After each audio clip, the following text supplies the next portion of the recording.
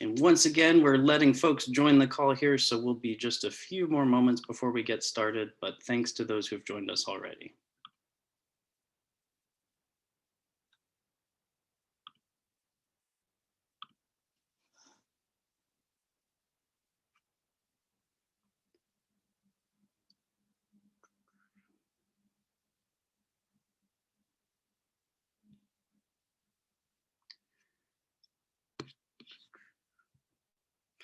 All right, well, we're going to go ahead and get started. So welcome to everybody. I hope everyone's doing well, and thank you for joining us this afternoon. We're here for a discussion on the global refugee crisis and higher education's role in responding.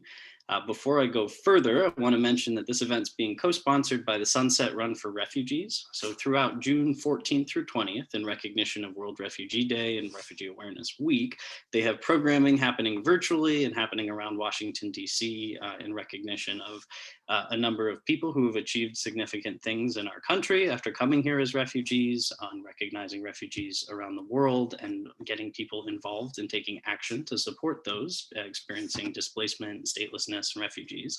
More details about all of that can be found at runforrefugees.net, and I'll share that in the event recording as well. Just a few housekeeping items before we begin. Today's event is being recorded. We will share this later and would encourage you to share this with your networks, personally, professionally, wherever you would like to spread some advocacy word. And then the other piece of today is that we will be using audience questions. So all of you should be able to see the Q&A feature at the bottom of your screen. We'll get to as many of them as possible. Feel free to type them in at any point during our moderated discussion or once we get to the Q&A session at the end of the panel. But really just plug them in, nothing is off limits, and we will go ahead and get to as many as possible. So transitioning to today's conversation, we're going to cover higher education's multifaceted support for refugees in recent years, as well as how universities around the country are responding to the global refugee crisis, and of course, what more can be done.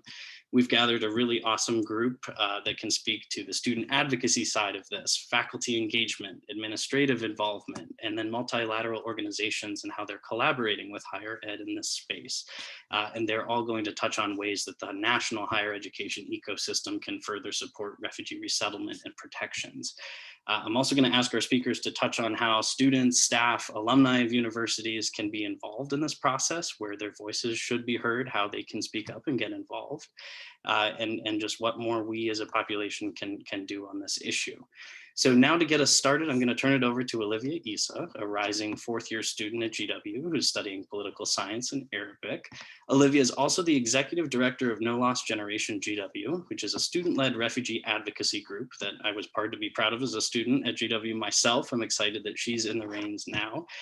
She also serves as the co-chair of the steering committee for the University Alliance for Refugees and At-Risk Migrants, Student Voices for Refugees group. So Olivia, you have the expertise here. I'm going to turn this over to you. Thanks very much for anchoring our conversation.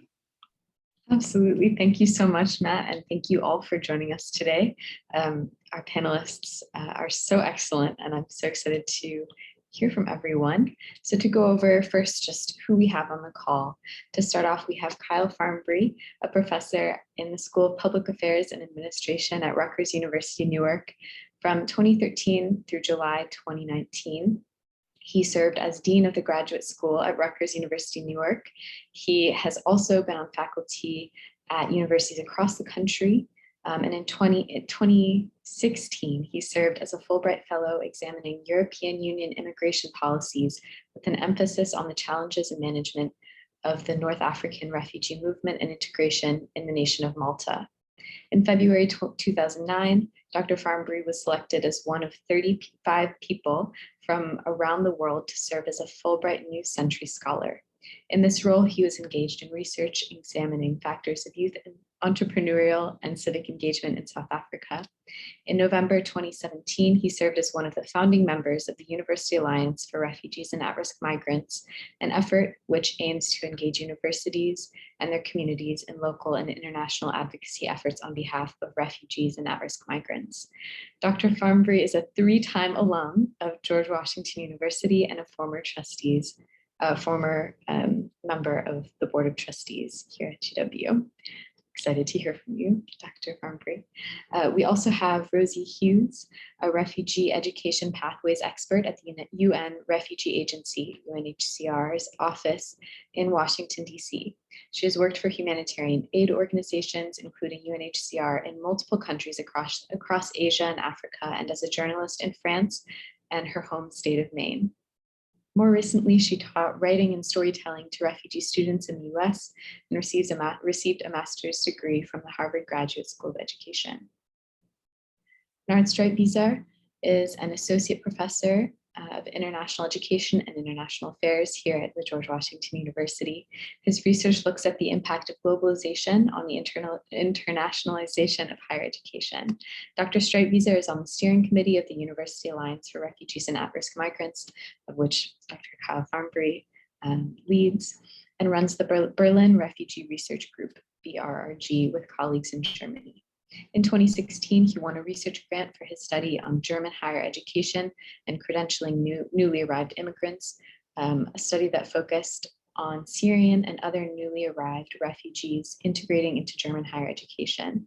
In 2018, he received funding from the International Institute of Education's Platform for Education in Emergencies Response, also known as PEER, and the Catalyst Foundation to conduct a study from non-normal to formal education pathways for refugee students, a research study comparing higher education interventions for refugees in Germany and Lebanon.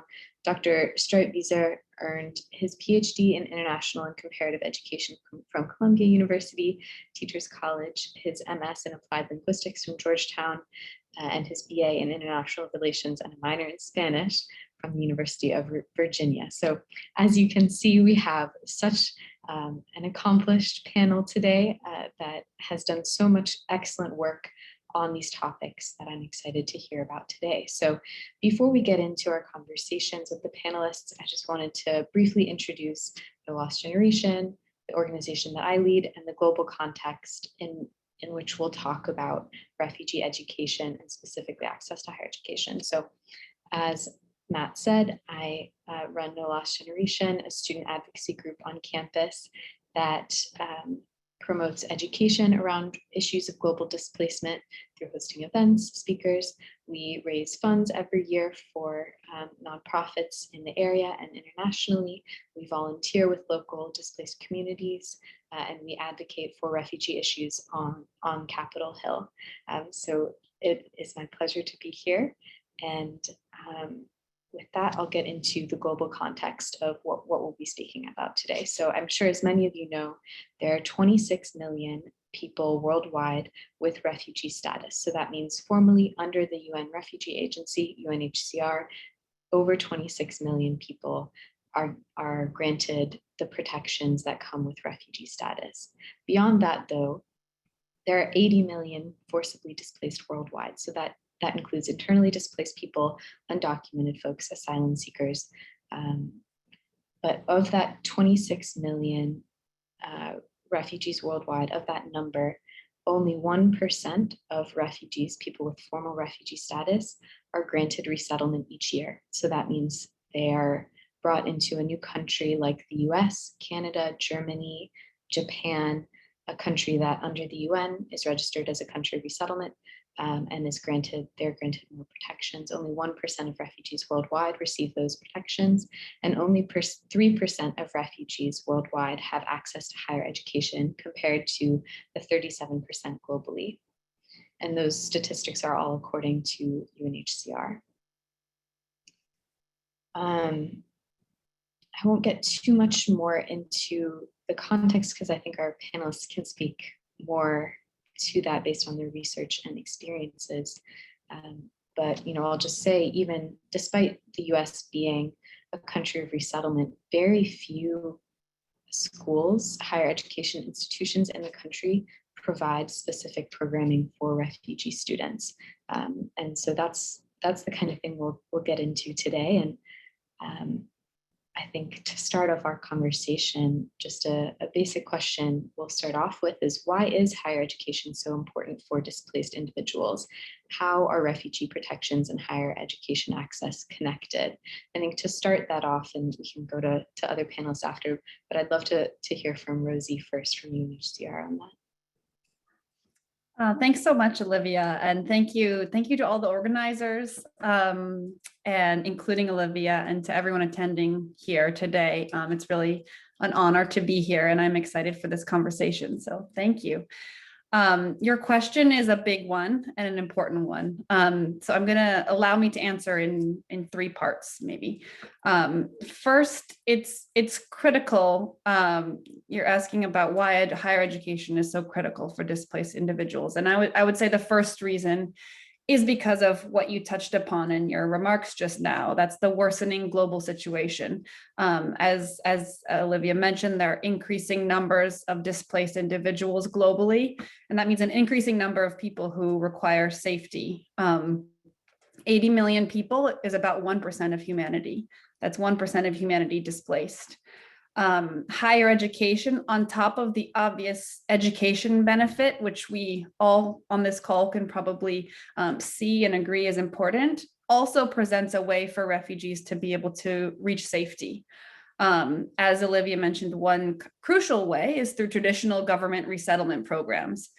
And as she mentioned, only 1% of refugees have access to those. So there are other pathways that refugees can use to reach safety. And of them, higher education and student-specific visas is an important one. The second reason I would say it's critical is because of inequity. Again, touching upon what Olivia mentioned before, today, that number that she shared, that today access for refugees to higher education, it's more than 10% less than for other people. 37%, sorry, 3%. Just 3% of refugees have access to higher education compared to 37%. So UNHCR and a lot of partners are working to address this challenge. And our vision is that within 10 years, so by 2030, 15% of refugees will have access. That's from 3% to 15%. But we have a long way to go. And the third reason I would say it's critical is because of the huge potential to all parties involved. Obviously, there's potential for refugees themselves to be able to gain education and skills by accessing higher education. But equally so, I would say there's potential for those individuals to then make a broader impact, including on issues facing refugees. And then last, but very much not least, the potential is huge for campuses and communities. We'll speak about the US, since this is a US across the US, who really stand to benefit from their unique background. Refugee students bring, incredible new ideas, profoundly different life experiences, and a great deal that would enrich college campuses and the communities that host them. So I'll end there for now. Thanks. If I might jump in terms of just, sort of the why question, I often think about, what would happen if we could tap into all of the human potential that was out there? And, thinking about all of the educators, all of the doctors, all of the lawyers, all of the entrepreneurs, all of the folks who might be involved with just making their communities and their nations and the broader world a better place. And if you then take a look at the number of refugees and other displaced people who do not have access to higher education, there are a lot of folks whose potential we're not tapping into. And I think that there's just a tremendous loss. When you have any population that's not getting access to higher ed experience. So the fact that these numbers are as small as Rosie just mentioned, and the fact that we can do so much more, I think it opens up just a talent flow that will benefit all of us, and more people civically, politically, economically, in the broader communities. Yeah, I would just add, my perspective is a very, very simple one, and it includes all of the things that Rosie and Kyle have mentioned, which is they're human beings. If we value people with refugee backgrounds the way we value our friends and family and neighbors, then there's really no debate that we need to have about why they should or shouldn't have access or how to make that possible. I always really prefer the term that's used in Germany, students of refugee background. So they're just students who happen to have this burden of their life unraveling and them having to leave and them having to start over again. But they just are students like the rest of us have been and want to be and that we work with.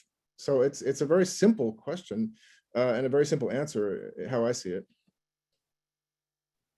Absolutely. Absolutely. Thank you all for that. And Professor Streitwieser, you mentioned Germany, and I know Germany has had a very different response than the US has. And so I'm wondering, from your studies and experience, are there other countries that have already done work to bring refugees into their countries through education on a large scale?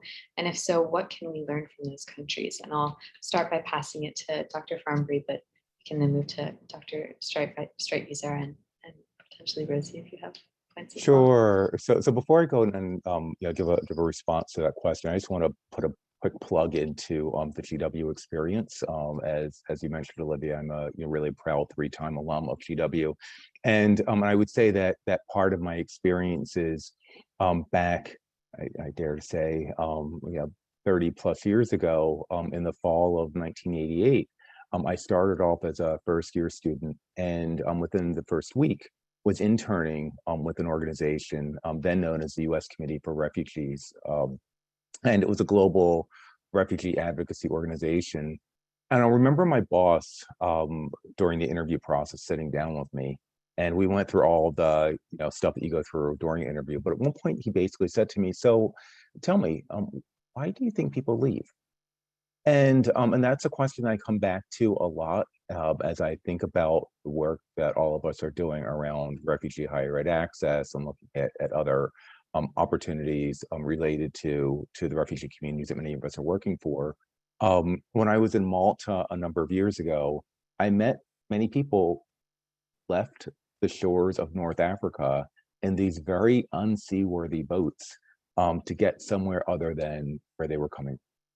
And to think about sort of this risk that someone takes to hop into a boat that may very well sink, or to cross a desert, or to try to navigate around different officials to navigate sort of an old life to a new life. You have to ask those questions of why exactly did people leave, and then on the flip side, what type of integration processes might we think about building? Because we do want, when people come into new communities, to find ways to effectively integrate them. And higher ed is one of those areas I think is proven time and time again as a great leveler of possibility.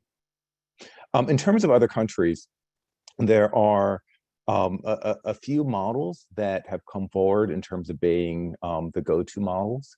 Our neighbors to the north, Canada, have been doing some amazing things in terms of broader resettlement, in terms of creating opportunities to use what's referred to as complementary pathways, finding other ways to sort of get into the countries and leaving and using international student status as a refugee or other mechanisms to land in university studies. So there's some phenomenal things, and students have actually been taking a charge in terms of leading a lot of the activities that have been there. And we can talk a little bit about some of the Canadian student models. I think Bernard will probably be able to speak a lot better than I can in terms of some of the things that have been happening in Germany.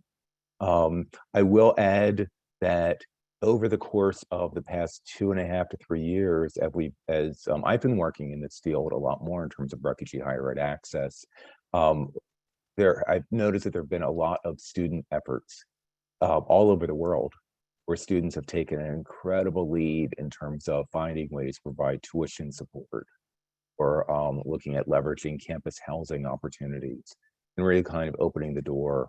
So there are lots of smaller efforts that students are leading, but there are also some larger national efforts. And I talked about Canada briefly, and I think Bernard can get us a little bit Germany.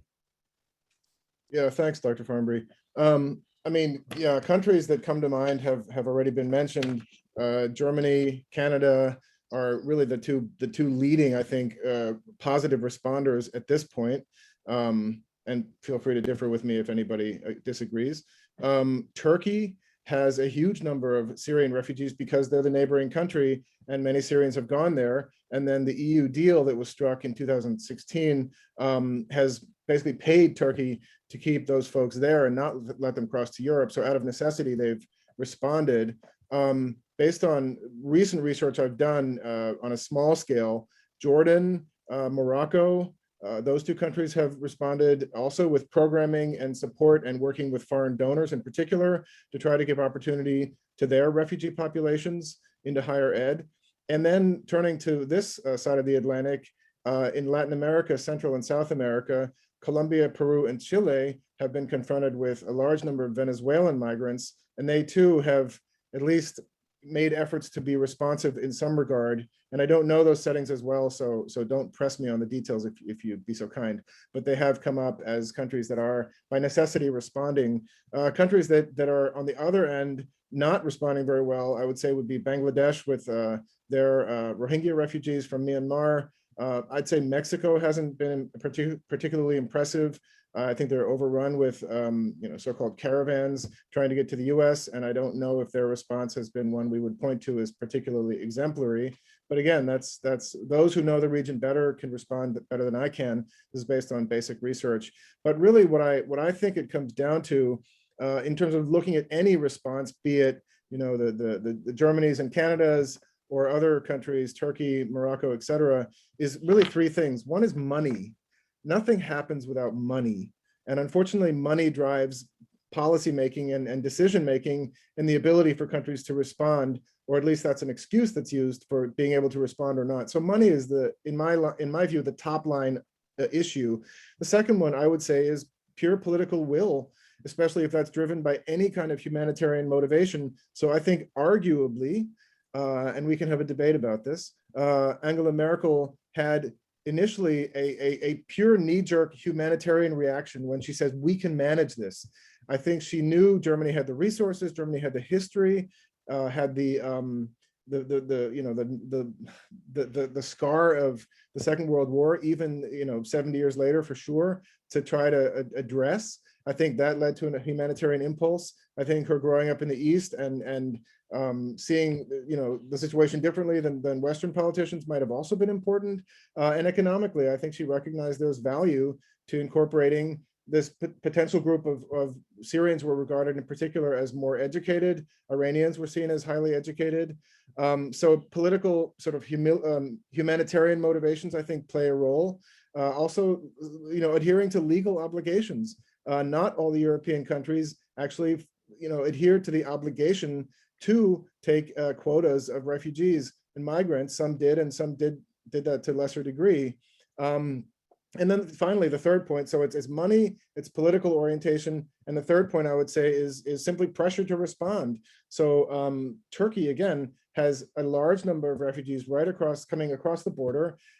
By now, many Syrians are indicating in surveys that they don't plan to leave, they don't plan to go home again. So Turkey has to deal with them.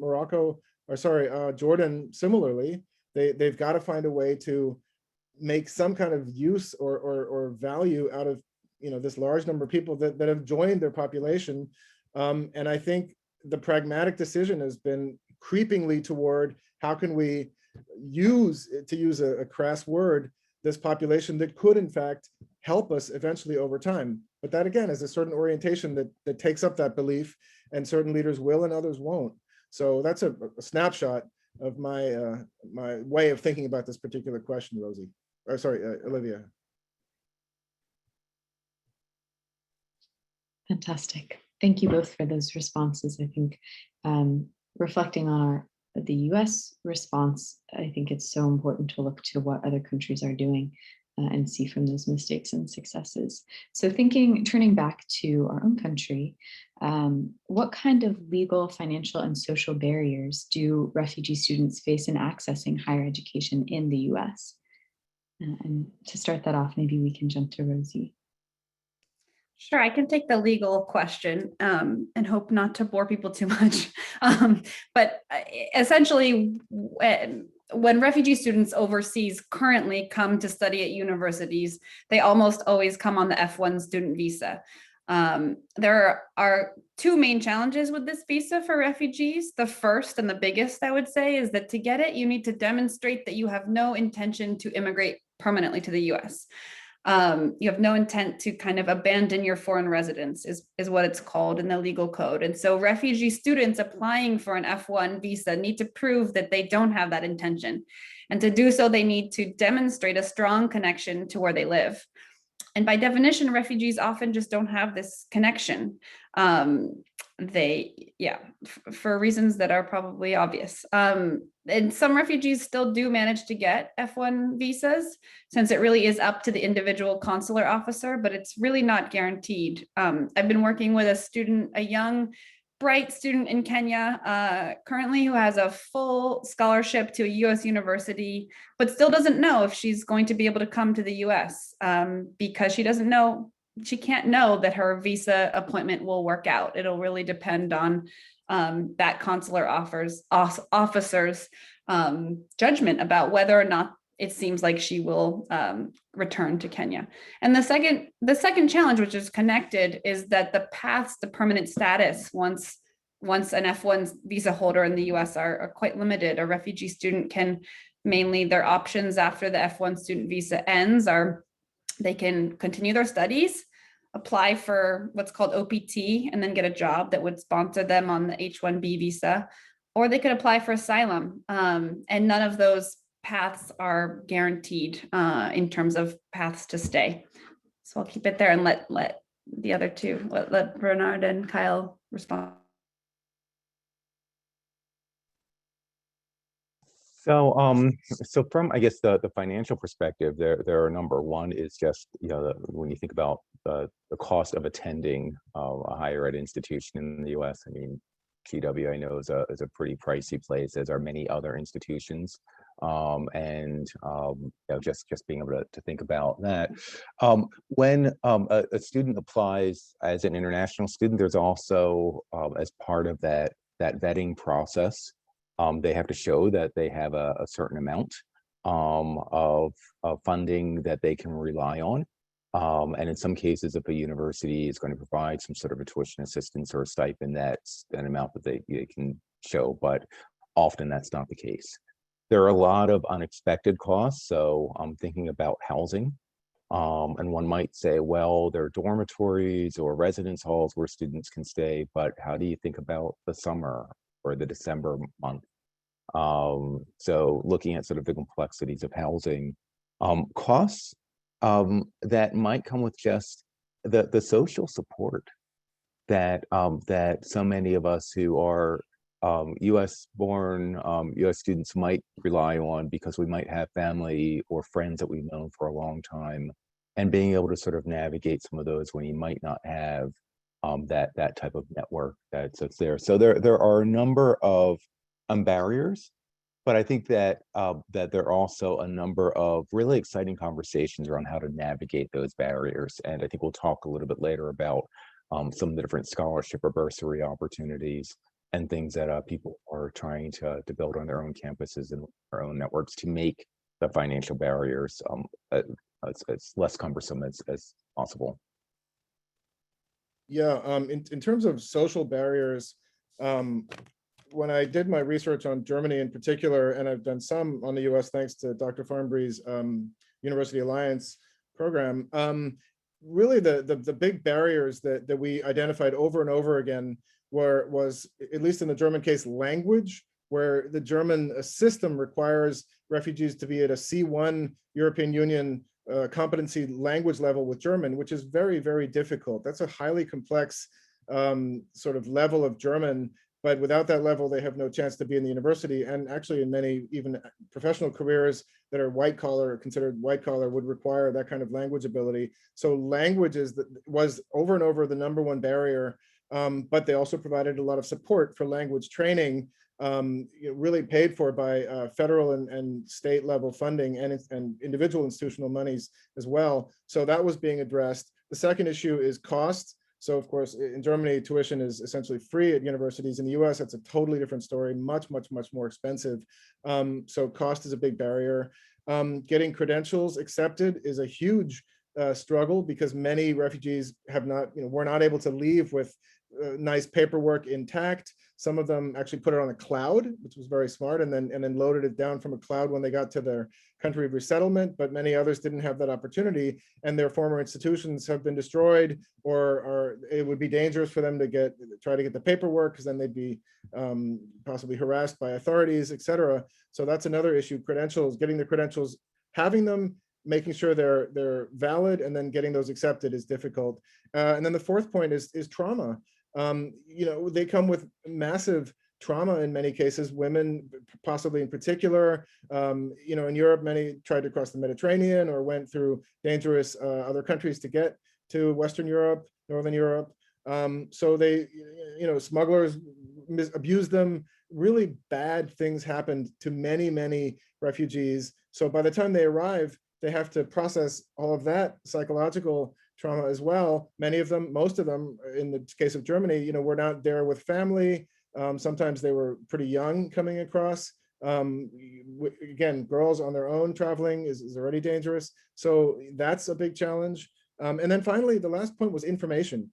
Simply getting information about what is possible and how do you even get into the track to get into a university or a vocational training program, and how to navigate that system really depends on the authorities making that information available. In the German case, they've done it quite well. If you go on the website for the German Academic Exchange Service, DAAD, that information is readily available. In some other systems, less so. So those 5 things, language, cost, credentialing, trauma, and information, were what we found to be over and over the main themes. Absolutely. Thank you all for that. That's so in depth.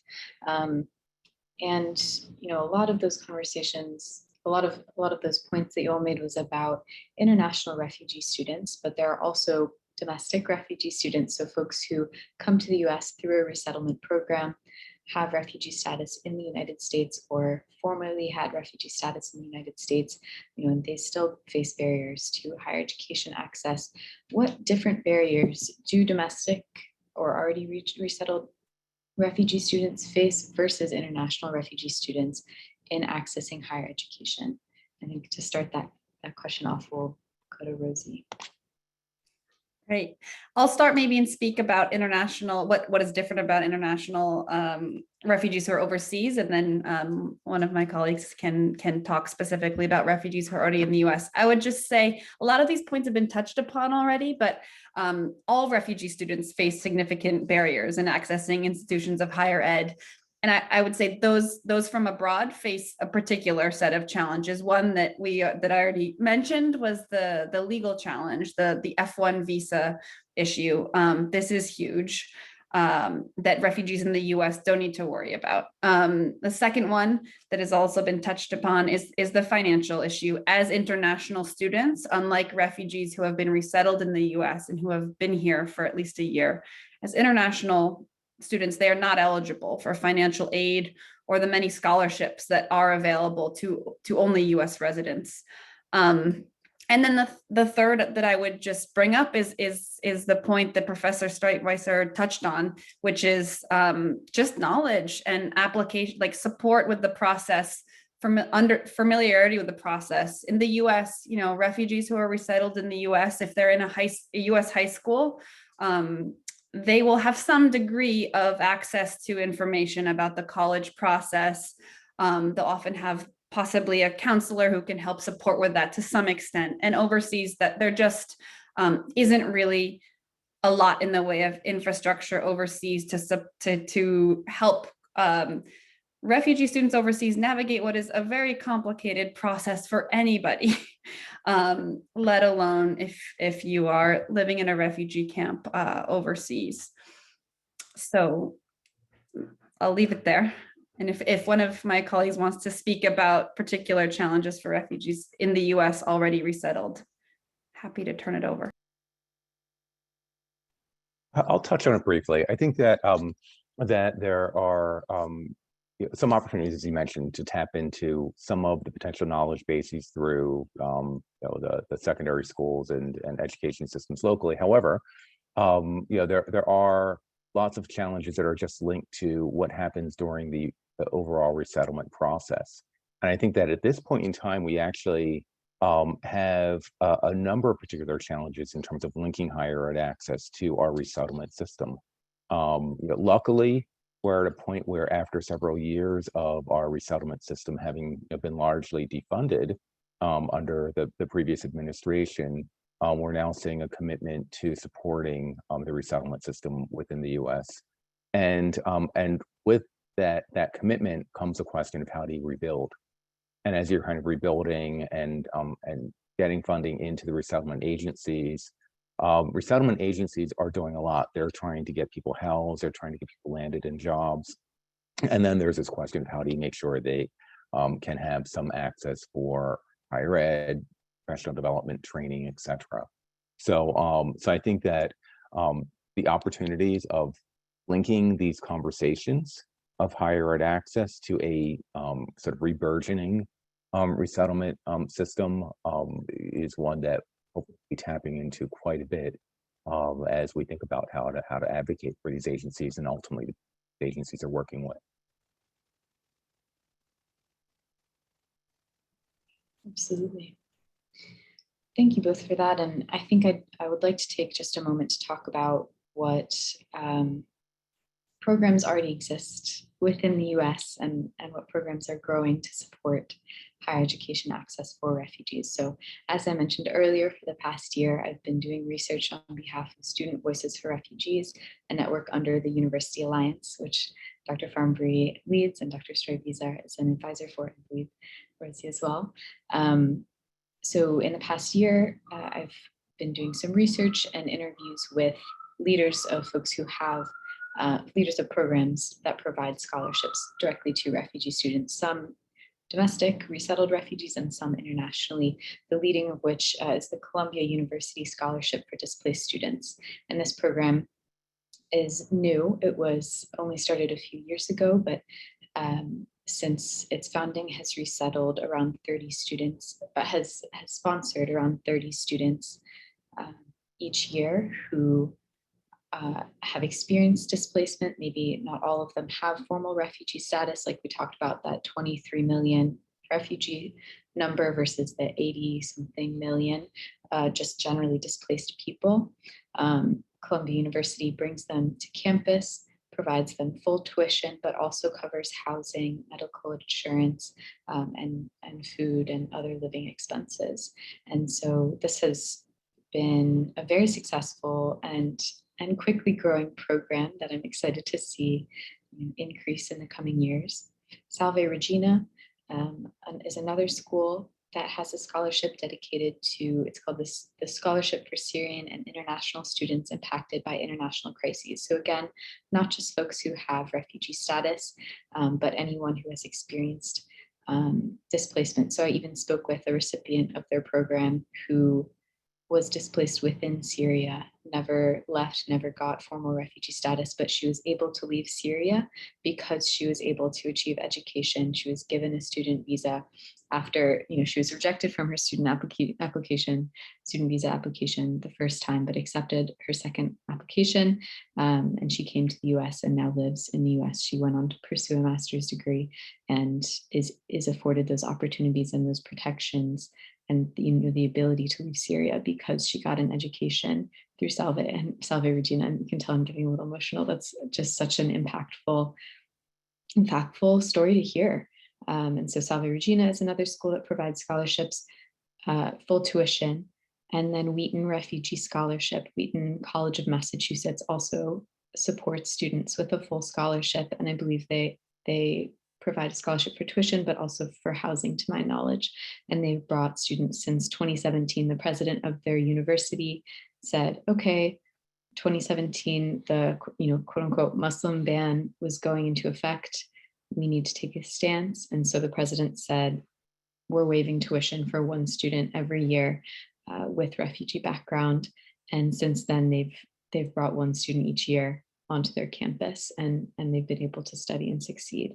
Additionally, UC Irvine and a few other UC schools, University of California system schools, have scholarships for displaced students, mostly domestic students, refugee students in the US with refugee status, or students who are asylum seekers. So those are people who would like to get refugee status. They came into the country without a status and are applying to seek asylum and seek protections, but they're waiting on their application. Those are asylum seekers, and they do not have access to federal aid or in-state tuition, any of that. And so a student at UC Irvine, Iman Siddiqui, fantastic program, raised her own money. She raised $100,000 and has provided, I believe, over 12 scholarships to refugee and asylum seeker students in the UC system. So these are some excellent programs. We at Student Voices for Refugees have been researching throughout the year what scholarships succeed, what mentorship programs for refugee students succeed, that can, in hopes of developing guidelines that will be announced next month, that sort of show how we as university students, administrators, faculty, staff can develop scholarship and mentorship programs with research backed. This will work. This will actually support students. So that's been a great experience for me. And I'd love to hear from Professor Streit-Visar your take on what GW has done to address these barriers that refugee students face, because I know this is conversations that we have a lot, especially in the Elliott School. I took your class this year on refugee access to higher education, and I think GW can be a major player in this conversation. Thanks, Olivia. Well, let me start by taking my proverbial hat off to you, Olivia. First of all, for being fantastic in the course, along with your 13 other classmates, really, really excellent students. I'm just still sort of, basking in the fantastic papers that I've had the pleasure to read these last few weeks. They really were terrific. Things spanning, Europe and Latin America, Asia, Middle East. It really covered many of the issues, and Olivia, and the US, and Olivia's was right there, top of the stack.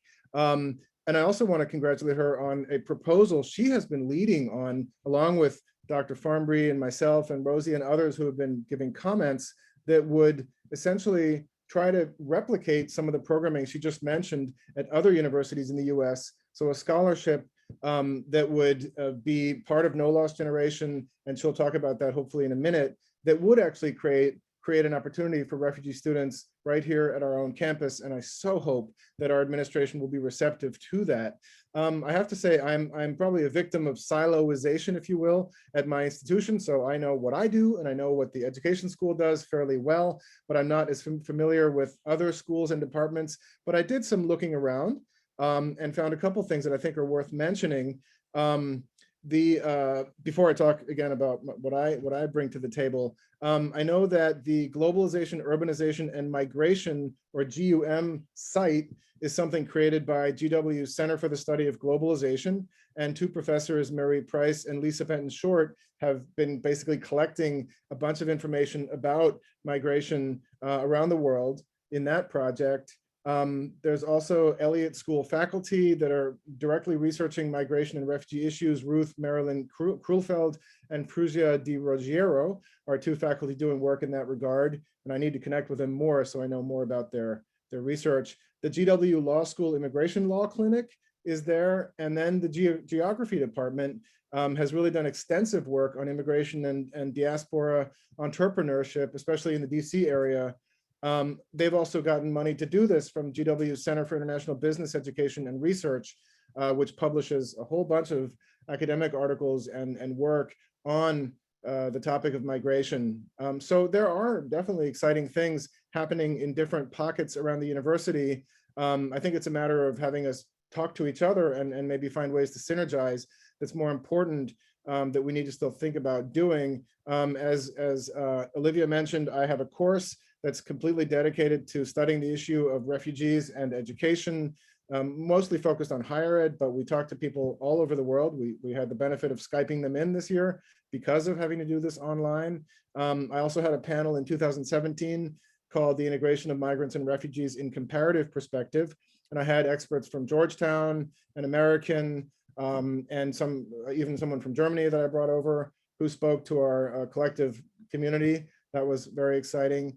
And then lastly, I took students to Germany for a study tour on the issue of how Germany was integrating refugee populations into their education system. That was a very, very, very intensive 2-week study tour where we talked to experts at the Ministry of Education, at state level offices, at think tanks, at foundations, and of course at many universities. So I'm trying to do a lot in this regard, but we don't have a dedicated, highly funded research center on migration and education issues, but I do think we have a lot of good people thinking about it. And hopefully, again, a plug for the proposal. I very much hope that the administration will be quite receptive to what Olivia is trying to do. Thank you. Thank you, Professor Streipes.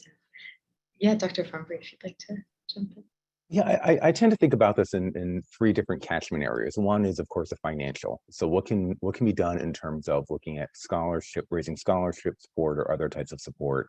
And I would second Bernard's applauding of you, Olivia, for this initiative that you're looking to start at GW.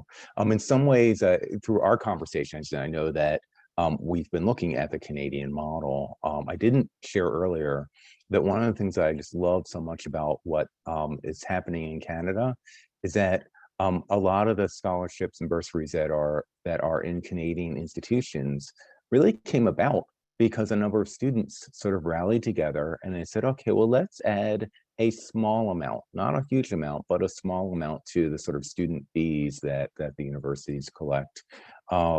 And let's earmark those funds for scholarships for refugee students. So I think that that's a model that could be explored. There are other types of models that are in place.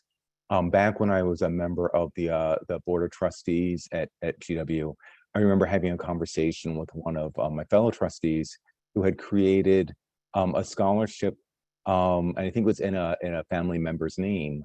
And she was just delighted about the fact that one of the recipients of her scholarship one of the years was a student who would come over from as a refugee, and just the pride of providing a scholarship, but also a scholarship for a student, came to GW from the background that he came from, and then just excelled. And we knew that this student was going to some sort of a term impact. The other sort of catchment area is around the education that GW can provide, partially for GW students, but I think partially education from a broader perspective for when people go back to their home communities. One of the barriers that I think many of us who are looking at issues of refugee higher education access and refugee integration and refugee awareness face is this unfortunate reality of xenophobia that's in pockets of our country. So if we have people who are better versed in the realities of refugee experiences, who can speak to to the conditions, who can speak to the opportunities that we're passing on when we don't create higher ed access, when students can go back with a very different message around the value of not only refugees, but of migrants and immigrants in kind of our larger communities, I think that also adds to the power of what GW students and students in many other places can bring to this broader conversation. Absolutely. Thank you both, and thank you both for your kind words. It's been such a pleasure doing this research and hoping to get things going. As you mentioned, we have a scholarship proposal in the works. As Dr. Farnbury mentioned, the Canadian model uses a student fee, and we calculated, so basically every year GW students pay around $45 towards like student fees that go towards student organizations and events and things for the student body. If we added $6.47 to that, I believe we could fund, just by the students directly, we could fund an entire year for a refugee student, not only their scholarship, but their housing, medical expenses, summer housing, dining, everything that they would need to attend the George Washington University for 1 year. But if we got university matching for that, we could support students we could support a new student coming to the university undergraduate program every single year. So I think we've outlined some ideas and have the ears of a few administrators right now, and I'm hoping to grow that. And thank you all already for your support. I was just made aware yesterday that the International Law School at GW has scholarships for international students, and one of those scholarships last year went to a student with a displacement background who was able to graduate from the International Law School without paying a dime of tuition. And I think that's fantastic. And I think the more we can take advantage of already existing scholarships and promote those funding avenues, and building those out in the future, I think that would be fantastic. And I think the GW community would benefit from that so much. So to close off our conversation, I'd like to talk more about the government side of this.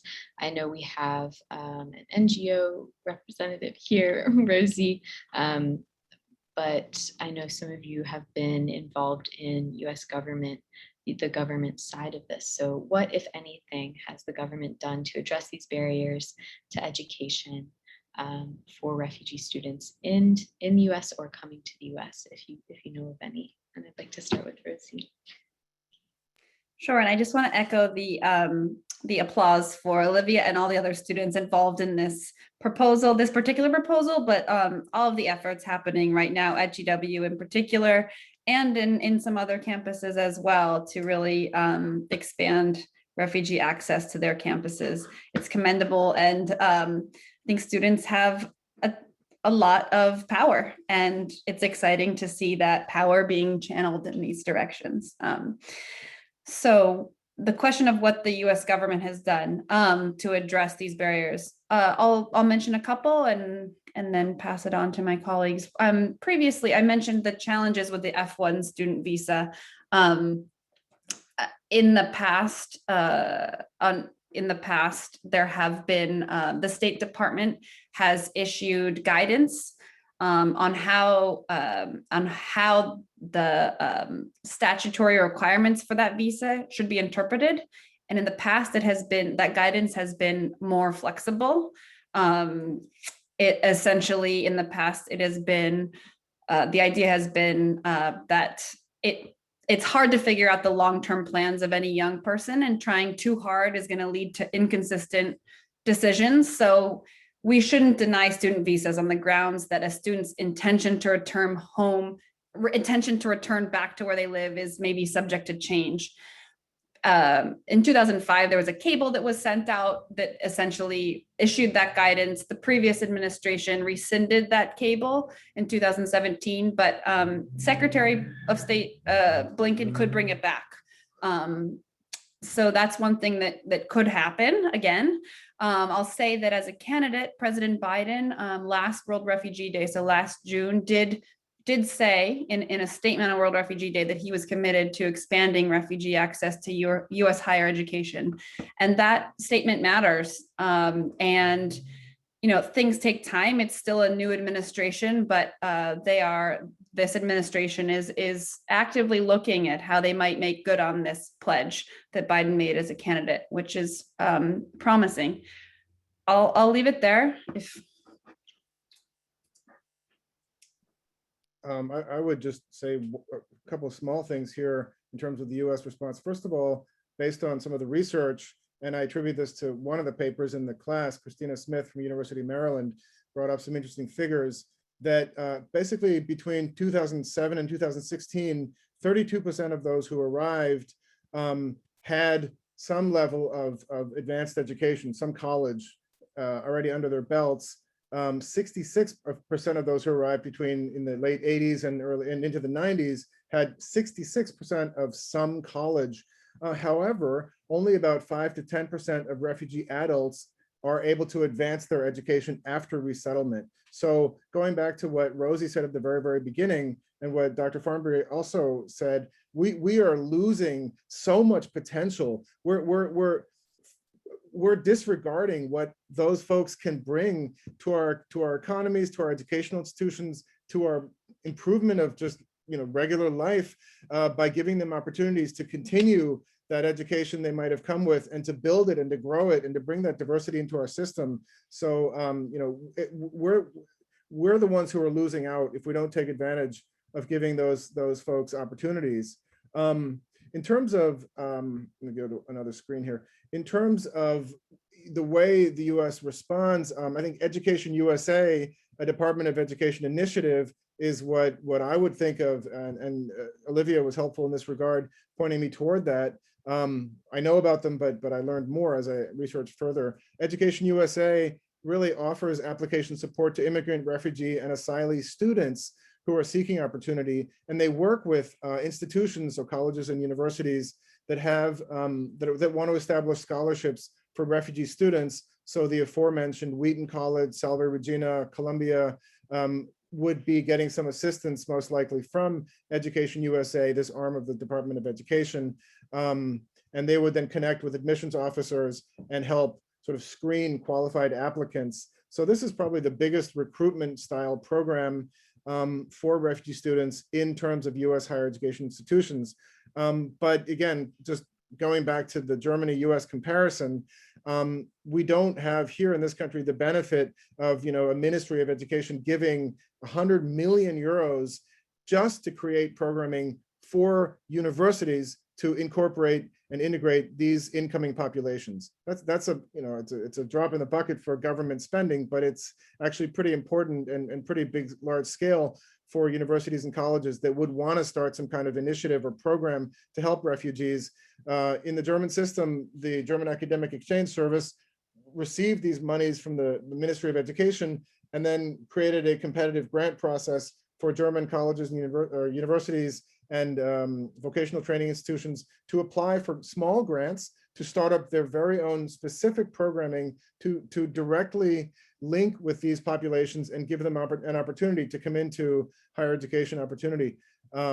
So, again, comes down to money and political will and sort of a larger effort that can be run at the federal level and then can trickle down to the state and institutional level if there's a willingness to make that happen. Can I pick up briefly on this question of the willingness to make it happen? Because I think that there's a question of what is government doing, but I think there's a continued question to those of us who are interested in serving as advocates, for this cause, for trying to get more educational pathways in existence, of what should government do. So there's is and the should. And last year, as Rosie mentioned, we were all very excited when then candidate Biden talked about increasing educational pathways, and there were a number of conversations on the campaign trail around sort of lifting the refugee cap in the U.S. broadly versus what it had been under the previous administration. Really interesting thing happened about a month and a half ago when, due to sort of the realities of all of the crises that the president and his team are managing, you could hear a little bit of a walk back, and there was a momentary walk back of the numbers that the president had set. And the refugee advocacy community, led very much by students in many cases, let its voice be heard. And there were a number of people up on Capitol Hill who said, hold on, you can't walk this back because we've made a commitment. And we went through several years where the US as a nation walked back that commitment in some ways that hopefully we will never do again. But this is an important issue that we really need to continue to press on. And that's where the should comes in. So the should means we continue to have the dialogue with the government administrators and the political leaders at the national level. We continue to have the conversations with folks at the local level, and we continue to just make sure that we have a certain way of framing this discourse around the opportunities that we're missing if we do not create and sustain these opportunities for higher ed access for refugees and other sort of displaced populations. So I would say, think about what government is doing, but let's all continue to ask the question of what should government do and how do we continue to nudge government in that direction. Absolutely. I think that's a great place to leave our scripted questions for the night. Not that that was too scripted, and we're going to move into Q&A. So thank you all for your responses so far. To the audience, if you have questions, we already have some coming in, and we only have 14 minutes, so we're going to try and keep things brief. But I'll get going on some questions from the audience. I've combined a few, and I'll say your name along with the question you asked. So I believe this is a professor that I've heard many great things about, Professor Sudha Rajput, and another question from Carrie Souza, or I apologize if I mispronounced your name. These questions combined to the panelists. Is access to higher education particularly difficult in the US in comparison to other countries? And what happens to students who are in scholarship programs like Columbia once they graduate? Can they stay in the US? I'll open that to the panelists. Professor Streitweiser, do you want to take the comparative question? You're muted. Yeah, I was going to punt that to you, but I'll go after you. Oh, okay. I'll start with the second question, I think, which is if I understood it correctly, what options do refugees who are coming currently to the US have after they graduate? Was that the question? Great. As I touched upon before, it really depends. Currently what exists now, options are relatively limited for refugees who are coming on that F1 student visa. And that is the only visa that currently exists for refugees overseas to come to the US as students. If they enter on that visa, those who enter on that visa, the only ways for them to stay would be to further their studies, do a graduate degree, and that would, you need to find funding for that, of course. Get a job that will sponsor you, or apply for asylum. And neither of those pathways, neither of those options are easy. And so many do end up, I shouldn't say many, because not many refugee students currently are able to come on that visa because of the barriers we've touched upon. But those that do, some do manage to stay through one of those pathways. But it's not easy. So we're working together with partners, including the panelists here, on trying to find ways to ensure that refugee students who come to the US do have more options to be able to stay, because they can't return home by definition of being refugees. And often they've left the country where they first claimed asylum because it's not safe for them there. So we're working on that. I'll leave it there. If someone wants to take the first question, go for it. Sure, I'd be happy to, Rosie, and I'll make it really brief. It's not easy in any country, in any system, for any refugee to get into higher education, full stop. It is very, very challenging. And based on, again, my limited research in Germany and the US, I don't claim to be an expert on anything on that, nor anything broader than that. I would say that the people that we spoke with were incredibly resilient, incredibly hardworking. They're the cream of the crop of their societies. They've taken the incredibly difficult step of leaving everything behind, leaving family behind, risking their lives to get to a new place. And then they have pulled themselves up by their bootstraps. Nothing stops them. They don't want government handouts. They are not in any way lazy. They're incredibly determined. I mean, I could go on for 2 hours with the respect that I feel for the refugee students, students of refugee background that I've spoken with. They're just remarkable human beings, almost across the board, based on at least my small access to them. So if those people can overcome, again, the 5 points I made: language, cost, credential acceptance, trauma, and information, if they can do all those things. And legal. What's that? And just add a sixth, the legal barrier. Yeah, no, exactly. First the legal, if they can even first overcome the legal, blockage, and then meet those other 5 points, they might have a chance of being among that 3% currently. So it is incredibly difficult. And I just have the highest respect for anyone who makes it. And we're losing out I speak as an American now, not as a UNHCR representative. We're losing out on what Professor Streitweiser called the cream of the crop. There are incredible, talented individuals out there who would like to study in the US, who would thrive here and contribute in tremendous ways to US campuses and communities, but they're going to other countries like Canada because they have a path to stay there, because there's more funding available. And with efforts like what Olivia is engaged with at GW, we can change that. Absolutely. Our next question is from Jay Harris. Thank you, Jay. What are the primary community and college or university organizations in support of refugees in various places across the US? Maybe No Lost Generation is or soon will be the main campus advocacy network. That's a great question. And I find this question so important as I'm a student and a student leader. And I think an aspect of welcoming refugee students or students with displacement backgrounds to campus is creating a welcoming campus environment. And so part of that is, all those aspects we just talked about, but also making sure that students are aware of issues of global displacement and are accepting and welcoming of refugee students. And so part of that is having a student body sort of organization affiliated with these issues. And I would hope that No Lost Generation could spread. We were founded in 2015 by UNICEF and the State Department, actually, and we established at one point by Matt Donovan. He introduced this call. He's excellent. And at one point we were at 50 campuses, over 50 campuses, I believe, internationally, but under the Trump administration, we lost funding for that program. So we now have sort of a couple campuses around the country. And we have also in the past few months gotten in touch with other similar organizations. We have a Discord server. I don't know if you all are familiar with Discord, where we communicate with other student-led organizations. We hosted a Refugee Awareness Week this past semester at a couple campuses around the country.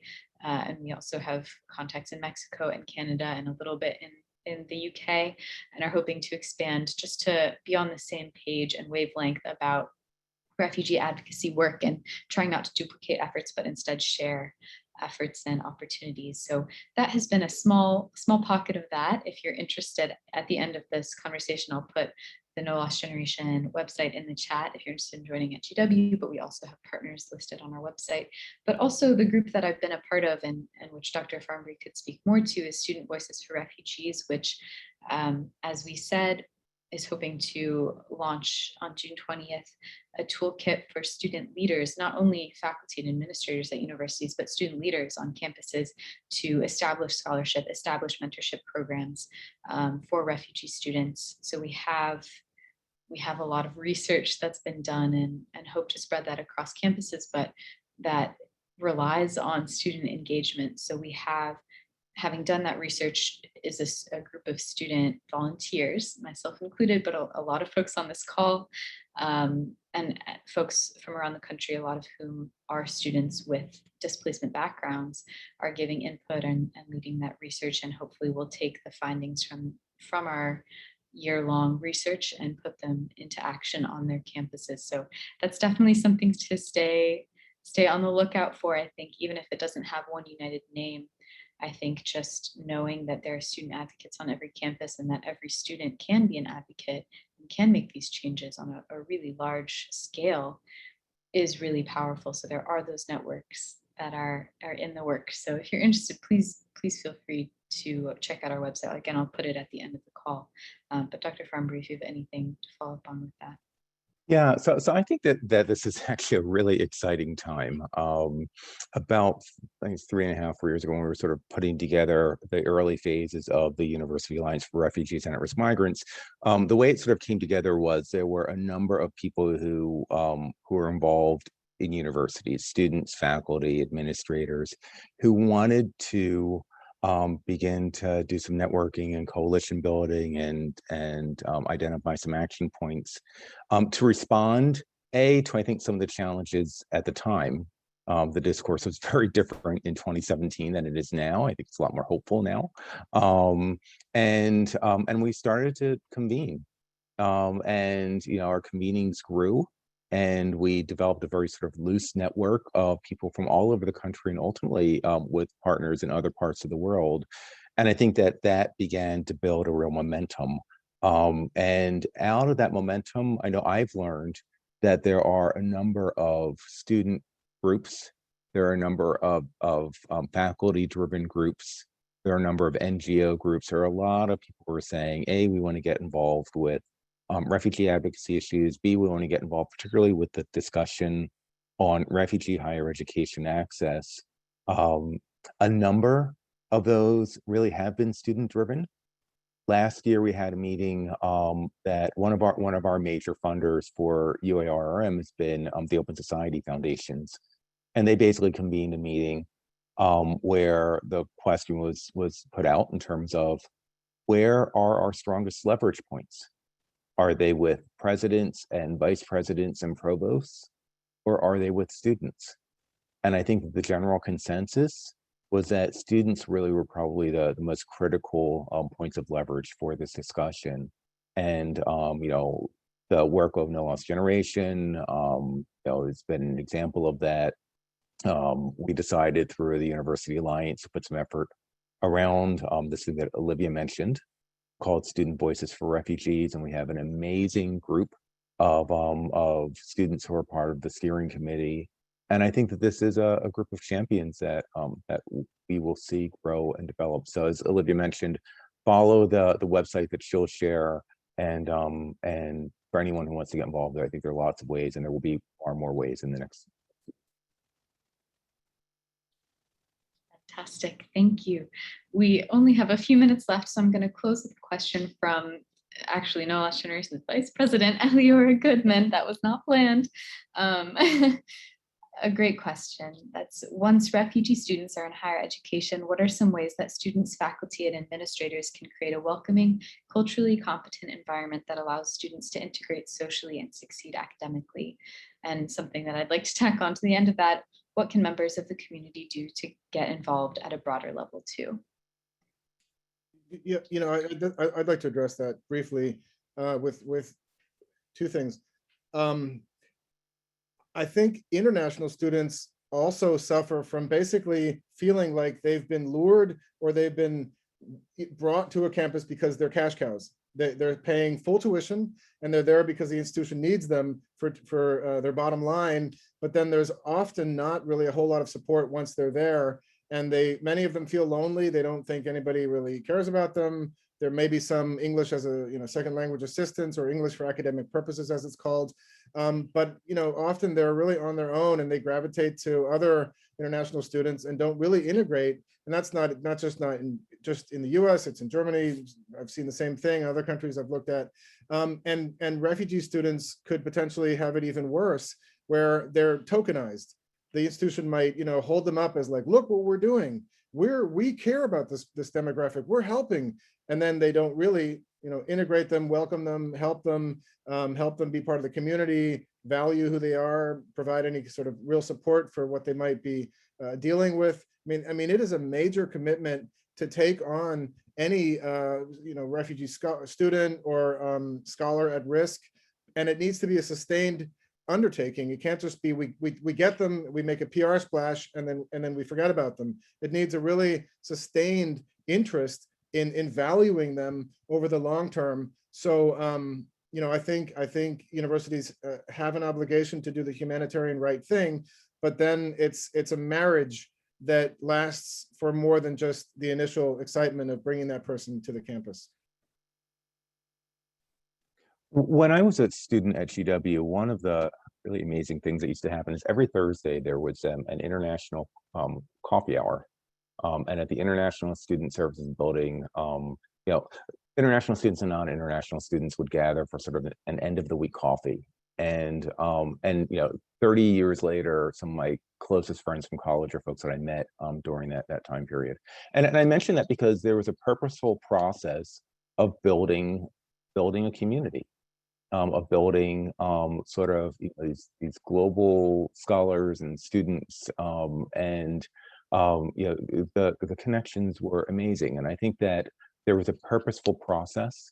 So I would second what Bernard just shared in terms of, don't just bring folks in and have them kind of as your token refugee student.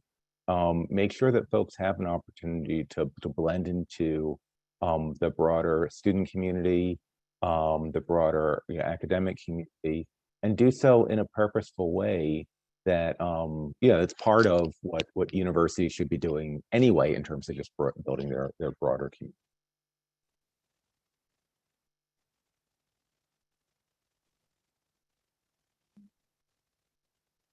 I think we'll end it there then. Thank you all so much. Thank you to everyone who submitted questions. Thank you to everyone who participated today. And thank you so much to the panelists. As I mentioned, I put in the chat the No Lost Generation website. Hopefully we'll keep you all updated on the state of the scholarship. Thank you, Professor Streitwieser and Dr. Farnbury for working on that, and also someone in the audience, Emmanuel Dyer, has been working on that with me as well. Excited to see where that goes. And thank you, Matt, and the Elliott School for putting this together. Well, it's really us who has to be thanking you, Olivia, for really putting a light on what students are capable of at the Elliott School. And every year brings fresh minds and excited people who can work on these issues. And we're just lucky to count you as part of our community. I think all of the other speakers noticed that about you and enjoy working with you. And us at the school, we're just happy to get to show you off a little bit and hopefully work with you to expand on your initiatives. So let me echo your thanks to all of the panelists for your thoughts and for your work on these issues. I will send a follow-up email to all of our attendees today that'll contain some links to the work that you're doing and how others can get involved. So Olivia, I'm going to put you on the hook for giving me the right links to share with everybody. And then for those who had questions we didn't get to, you can feel free to email me those as well, and we can distribute those to Olivia and maybe get some answers to questions, especially those that pertain to some local activities, as I know the students are involved in that space. So once again, wanted to say thank you to all of you. And then this is just the very first of a piece of a series of events that will lead into World Refugee Day and the Sunset Run for Refugees. So a lot more to come between June 14th and 20th is when most of them will happen. That details can all be found at runforrefugees.net. And in the meantime, I hope everybody has a good afternoon, stays healthy. And once again, thanks to our panel for this wonderful discussion. Thank you so much. Thank you. Thank you. Thanks.